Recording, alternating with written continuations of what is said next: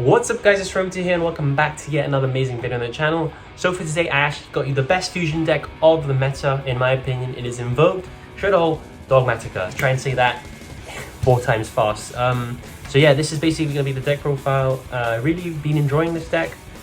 I've been testing it a lot and this is the version I've come up with. If you guys do enjoy, let me know down below, you know, that you enjoyed it and what you want to see next. So without any further ado, just straight into the deck profile.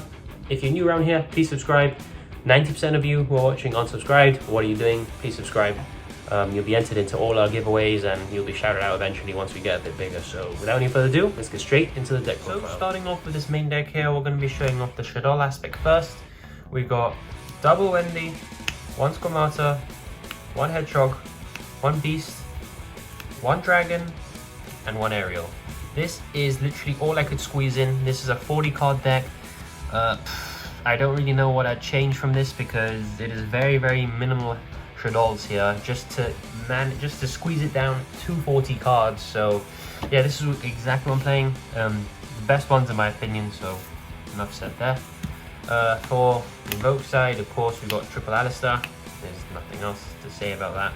You need to be seeing him in your hand. We got 1 Ecclesia and 1 Fleur-de-Lis. That is pretty much Dogmatica side. And now for the hand traps, we have double Phantasme because Link summoning is pretty much in every meta deck at the moment. Double Ash, double Bell, and double Droll. I feel like these hand traps hit pretty much every single deck in Yu-Gi-Oh! So that is why I'm playing them. You need to be seeing hand traps that have an impact. And the attributes also come up as well. Wind, just in case you're playing the Raijin. Ash for the Fire invoked. Dark in case you need to be banishing for your window. Moving on to the spells now, we got triple magical meltdown. You're going to be wanting to see this in your hand as often as possible. Makes it so that your opponent can't, you know, negate the fusion summons. Very important card. Triple Medea Servant, of course. These cards are just consistency pieces, straight up +1s, absolutely insane cards. Can be splashed pretty much into every deck. It's kind of crazy.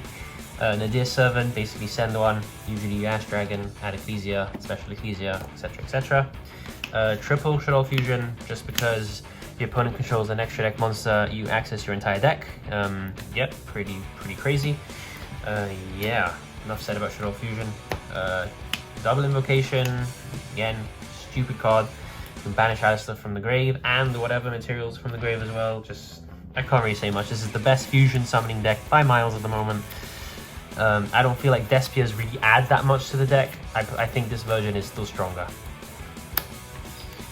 For our non-fusion spells, we got double Spellbook of Knowledge. This with Alistair is literally just a pot of greed. Normal Alistair, add Invocation, link into Magister's Artemis, and then Spellbook of Knowledge her to draw 2. You can also just normal a Shaddoll Spellbook of Knowledge, send it to the grave, draw 2, and trigger the Shaddoll because this doesn't send the cost. So very nice. 1 Call By, just protecting hand traps. 1 Foolish, accesses all your Shaddolls. 1 Fusion helps with OTKs, and they don't really expect this during your turn, during your opponent's turn. They just expect the Schism, so Fusion's kind of nice that way. And the Terraforming, just to see a magical meltdown as often as possible. And for the traps, we got 1 Schism, broken, just make Winder. Incarnation, not as broken, just summons the Winder after it gets outed. And you got the Punishment, just insane, send whatever, pop something, usually enters, pop again, crazy. So that is the 40 card main deck, guys. It is extremely tight. The only card I consider cutting would probably be this card, and you just add another consistency piece, maybe like I don't know, an Upstart Goblin or something. But yeah, 40 cards. I literally don't know how I managed to squeeze it down to 40 cards. But now let's move on to the extra deck. Hey, here we go with the extra deck. So we've got 1 Artemis, basically just saves you an extra deck space. Instead of having to go in Almaraz or Cure Gardener, you just straight up make Artemis, saves you a space, which does come up because the extra deck is very tight. So yeah, Artemis and Gravity Controller. This is for when you make your Shadolls in the extra monster zone. Send whatever, link them off, and gain the effect to Gravity Spell or Trap from the grave back to your hand. So in my opinion, these are pretty much staples in the extra deck. For the Invoke side, this is where I differ. I do play 2 Macabres. I feel like 2 Macabres is correct. If they out one Macabre, they never expect the second. one Purgatrio, helps with OTKs, and one of the new one, which is YuGiOh, helps with OTKs as well. Absolutely insane. Pops cards and banishes fusions from the grave to gain attack. Very, very nice. Also, when your opponent special summons a monster, boom, blows up a card.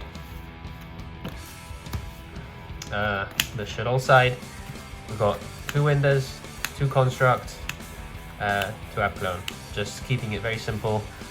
2, 2, and 2. Pretty much you go into all of them all the time. App Clone goes to the grave, sends you a Schism, you play the second because you make it and you can negate something. Construct is actually the heart and soul of the deck. You make it, send whatever Shaddoll cards you want. And Winder is the floodgate of the deck. So just make it during opponent's turn. You know, opponent can only special summon once. We know how Winder works. Loads of people want her banned. And for the remaining cards, we got 1 Ash Dragon, send it to the grave. Usually add your Fleur de Lis at the end phase, which is an extra negate. Your Skull Knight, basically, if you Dogmatica Punishment it to the grave and they only have, you know, 1 card that you really want to pop, send this, and then whenever they have a monster, banish it, pop it. It's not like the Entis, which we do play, which basically as soon as it hits the grave, you have to use the effect. This one you can wait, but it only blows up monsters because, you know. That's it for the deck profile, guys. I hope you guys did enjoy my take on Shaddoll Invoked Dogmatica. In my opinion, this version of the deck is still stronger than with the Despiers. I don't believe the Despiers are actually that good. So yeah, you can try squeezing Despiers as well. I really don't know how you're going to manage to do that. Or probably just take out the either the Dogma cards or the Invoked cards and put in the Despier cards. So that is it for the deck profile. If you guys did enjoy, make sure to hit that subscribe button, leave a like and comment down below. And I thank you so much for watching. I will catch you in the next video. It's time! Let's go!